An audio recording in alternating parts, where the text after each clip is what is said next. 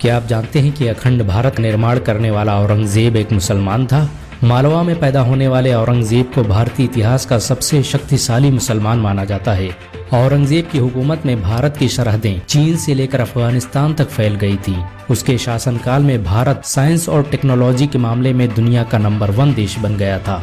आपको ये जानकर शायद हैरानी होगी कि औरंगजेब के शासनकाल में दुनिया का 25% पैसा भारत में मौजूद था। औरंगजेब की सालाना कमाई फ्रांस की लुई 14वें की कमाई से 10 गुना ज्यादा थी। औरंगजेब के शासनकाल में भारत कपड़ा बनाने वाला दुनिया का सबसे बड़ा देश था। उसके दौर में बनाई गई शालें दुनिया भर में बेची जाती थी। औरंगजेब ने दुनिया की 25% आबादी पर राज किया।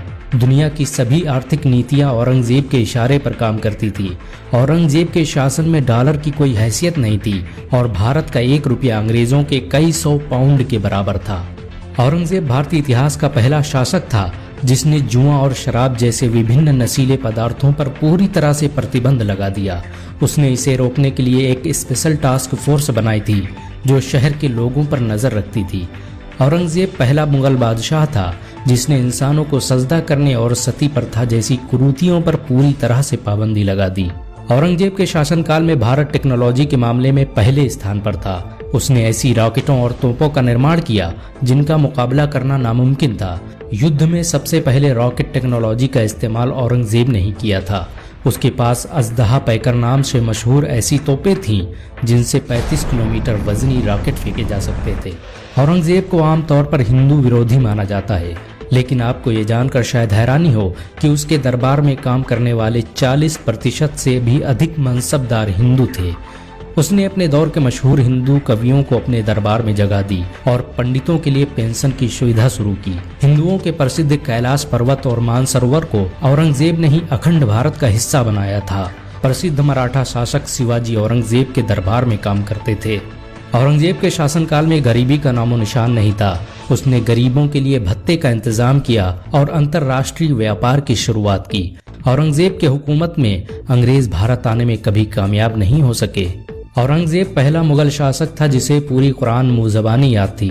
वो हाफिज कुरान होने के साथ फिक़ह और हदीस का बेहतरीन माहिर था।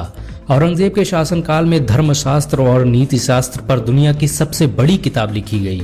फतवाए आलमगीरी के नाम से मशहूर इस किताब को लिखने के लिए दिल्ली की जामा मस्जिद में हर दिन 500 आलिम इकट्ठा होते थे।